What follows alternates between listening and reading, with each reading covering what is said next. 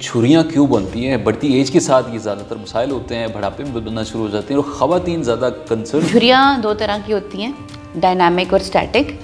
जो डायनामिक हैं वो आप जब बात कर, जैसे आपके माथे पे पड़ जाती हैं, यहाँ पे आईब्रोज़ के बीच में, आँखों के गिर्द पड़ना शुरू, हाइड्रेशन स्किन की मॉइस्चर कम है तो वो आपको झुर्रियाँ नज़र आनी शुरू हो जाती हैं। इनका आसान ट्रीटमेंट है, आसान इन द सेंस के बोटॉक्स कर सकते हैं। शुरू होता है इसका लगाने के हफ्ते के बाद रिजल्ट आना शुरू होते हैं। देखिए, एक सेशन कराने के बाद आपका 4 मंथ अच्छे गुजर जाते हैं, फिर आप दोबारा जो आपका अपना ब्लड का प्लाज्मा ले रहे हैं ना, तो वो आपको इतना रिएक्ट नहीं कर। जी अस्सलाम वालेकुम, वेलकम बैक इन स्टूडियो। आज हम बात करने जा रहे हैं कि छुरियाँ क्यों बनती हैं। बढ़ती एज के साथ ये ज़्यादातर मसाइल होते हैं, बुढ़ापे में बनना शुरू हो जाते हैं और ख़वातीन ज़्यादा कंसर्न रखती हैं कि उनकी स्किन ग्लो करे, हमेशा खिलती रहे और लोगों को दिखने में वो बड़ा पुरमसरत भी फील करती हैं। डॉक्टर साहब, आप बताएं कि जिस तरह आप स्किन एस्थेटिक फिजिशियन हैं और बहुत सारी पेशेंट्स आपके पास आती हैं, छुरियों पे थोड़ा बताएं कि ये बनती क्यों बेसिकली, क्योंकि एज के साथ एज फैक्टर भी है और इसका हल भी हम जानना चाहेंगे कि इसको किस तरह से ट्रीट कर सकते हैं, कौन से ऐसे प्रोसीजर्स हैं मार्केट में। छुरियाँ दो तरह की होती हैं, डायनामिक और स्टैटिक। जो डायनामिक हैं वो आप जब बात करते हैं, हंसते हैं या कहीं गुस्से से देखते हैं तो जो लाइनें प्रोड्यूस हो जाती हैं वो डायनामिक हैं, ठीक है। वो आती हैं आपके मसल की हाइपर एक्टिविटी की वजह से, ठीक है। और जैसे आपके माथे पे पड़ जाती हैं, यहाँ पे आईब्रोज़ के बीच में, आँखों के गिर्द पड़ना शुरू हो जाती हैं जब आप स्माइल कर रहे हैं, तो वो ज़रा अच्छी नहीं लगती। उनका ट्रीटमेंट बहुत अच्छा अवेलेबल है। और डायनामिक जो रिंकल्स हैं इनका ही ट्रीटमेंट अवेलेबल ज़्यादा, मतलब कि इनका आसान ट्रीटमेंट है। आसान इन द सेंस के बोटॉक्स कर सकते हैं, और इसमें यह है कि मसल बेली के अंदर हम हल्का सा टॉक्सिन होता है, ये न्यूरोटॉक्सिन है जो कि मसल को हल्का सा वीक कर देता है। वो ज़्यादा स्टिमुलेट नहीं होता, लूज़ हो जाता है, तो वो झुर्रियाँ पड़नी बंद हो जाती हैं, ठीक है। इसका बड़ा आसान सा हल है, लेकिन ये बहुत लंबे अरसे तक परसिस्ट नहीं करता। कोई भी ऐसा बंदा ये ट्रीटमेंट नहीं कर सकता जो नॉन डॉक्टर हो, क्योंकि इसकी बहुत कंट्रोल्ड अमाउंट, प्रॉपर उसकी डाइल्यूशन होनी चाहिए।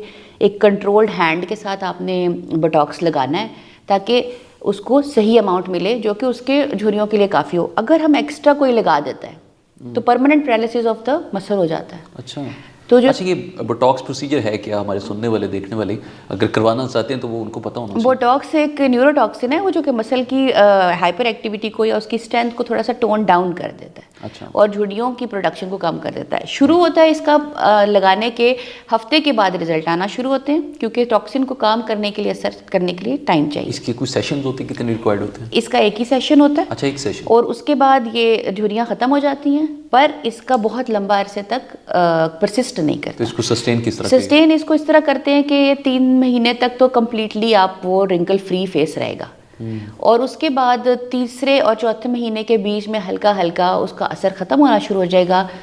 उसका ट्रीटमेंट यही है कि आप दूसरा सेशन लेंगे फिर, ठीक है। देखिए, एक सेशन कराने के बाद आपका 4 मंथ अच्छे गुजर जाते हैं, फिर आप दोबारा लेंगे। अच्छा, उसको प्रिवेंट करने के लिए कुछ सीरम वगैरह भी होते हैं ताकि वो जो मसल की हाइपर एक्टिविटी की वजह से झुर्रियाँ पड़ गई, जो डीपर हैं, जो डायनामिक हैं, वो नहीं प्रिवेंट होती। हाँ, स्टैटिक जो झुर्रियाँ हैं, स्टैटिक ये है कि फाइन लाइंस जो कि मुसलसल आपके चेहरे पे आपको नज़र आ रही हैं, आप बात कर रहे हैं या नहीं कर रहे, आपको एक ढलकी हुई झुर्रियों वाली स्किन नज़र आ रही है। विद एज ये ज़्यादा हो जाती है। कभी कभी यंगर एज में भी अगर आप पानी ज़्यादा नहीं पी रहे या हाइड्रेशन स्किन की मॉइस्चर कम है तो वो आपको झुर्रियाँ नज़र आनी शुरू हो जाती हैं स्किन के ऊपर। उनका ट्रीटमेंट ये है कि हम लोग कोलाजन प्रोडक्शन के लिए हमारे पास कोलाजन के इंजेक्शंस भी मौजूद हैं, न्यूक्लियोपेप्टाइड्स मौजूद हैं। आप स्किन के अंदर वो थोड़े थोड़े वक्फे से इंजेक्ट करते हैं। उससे क्या होता है कि आपकी स्किन के अंदर कोलाजन प्रोडक्शन स्टार्ट होती है। वो कोलाजन बूस्टर्स होते हैं जो कि आपकी स्किन को स्मूथ आउट कर देते हैं। ज़्यादा कोलाजन प्रोडक्शन होगी तो प्लम्पियर लुक आ जाएगी। दूसरा ट्रीटमेंट इसी हवाले से हमारे पास आ जाता है PRP, जिसमें आप ब्लड पेशेंट का अपना ही ब्लड लेते हैं। उस ब्लड के अंदर से आपने प्लाज्मा एक्सट्रैक्ट करना है, सेंट्रीफ्यूज करते हैं, सेंट्रीफ्यूज करके प्लाज्मा निकालते हैं, which is platelet rich plasma. उस प्लाज्मा को आप अपने फेस के, पेशेंट के फेस के ऊपर इंजेक्ट भी कर सकते हैं, उसको ड्रिप करके उस पर माइक्रो नीडलिंग भी कर सकते हैं। माइक्रो नीडलिंग में हम हल्की सी माइन्यूट सी इंजरी कॉज करते हैं कंट्रोल्ड हैंड से, ताकि स्किन रिजुविनेट हो सके। वो इंजरी ऐसी नहीं होती कि वो स्किन को इंजरी, मतलब कि उसके अंदर कोई निशानात डाल दे। वो मिनिमली इन्वेसिव इंजरी है जो कि automatically within 24 hour to 48 hours healing start हो जाती है और वो आपको, जब वो हमने जानबूझ के इंजरी की है, हम चाहते हैं कि दोबारा से जगह हील हो, और जब वो नए सिरे से हील होती है तो नई स्किन बनती है। अच्छा। जब नई स्किन बनती है तो वो सॉफ्ट होती है, बेहतर होती है, बेबी स्किन होती है, हम उसे बेबी स्किन कहते हैं। अच्छा, जो लोग डरते हैं कि हम PRP की तरफ नहीं जाएंगे, हमें कॉम्प्लिकेशन का शिकार भी हो सकते हैं, थोड़ा ये बताइए सेफ़ कितना है, और जो लोग करवाना चाहते हैं उनको कैसे ये पता चले कि ये आया कि अथेंटिक डॉक्टर है स्किन के हवाले से? क्योंकि आप आजकल डॉक्टर मार्केट में से बहुत उसकी सारे MBBS डिग्री, PMDC रजिस्ट्रेशन पूछ सकते हैं। दूसरी बात यह है कि सेफ कितना है, FDA अप्रूव्ड है ये ट्रीटमेंट्स, लेकिन अगर कोई जिसे कहते हैं अनट्रेंड बंदा हैंडलिंग करता है तो मिस हैंडल कर सकता है। अच्छा, ठीक है, तो उससे भी बचना चाहिए। रिव्यूज़ ज़रूर देखने चाहिए कि अगर आपका रिजल्ट अच्छा आ रहा है तो आप ज़रूर उस बंदे के साथ जाएं और उसके साथ ट्रीटमेंट करवाएं। सेकेंडली, जो आपका अपना ब्लड का प्लाज्मा ले रहे हैं ना, तो वो आपको इतना रिएक्ट नहीं करेगा क्योंकि कोई फॉरेन प्रोडक्ट है नहीं। ठीक। लेकिन अगर कोई ऐसा पेशेंट है जिसका कोई ऑटो इम्यून डिजीज़ होती है, फॉर एग्जांपल रोजेशिया या इस तरह, जिनकी, या कोई ऐसा डायबिटिक क्लाइंट है जिसको हीलिंग में इशू होता है, तो फिर हम उनके लिए रिकमेंड करते हैं कि हम उनको PRP ना सजेस्ट करें, क्योंकि उनकी फिर रिकवरी मुश्किल हो जाती है। It can cause problem. ठीक है डॉक्टर साहब, बहुत शुक्रिया। डॉक्टर साहब ये बताएं कि अगर आपको कोई अपॉइंटमेंट लेना चाहता है पेशेंट, तो वो डायरेक्टली किस तरह से अप्रोच कर सकता है आपको? वो मेरे इंस्टा पेज के ऊपर Dr.Taiba इंस्टा के ऊपर जाए और they can directly approach me.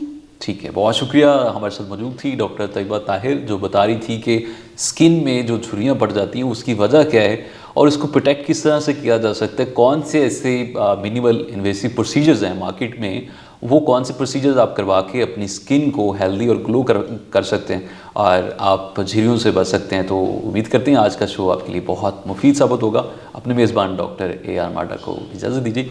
अल्लाह ने के बाद।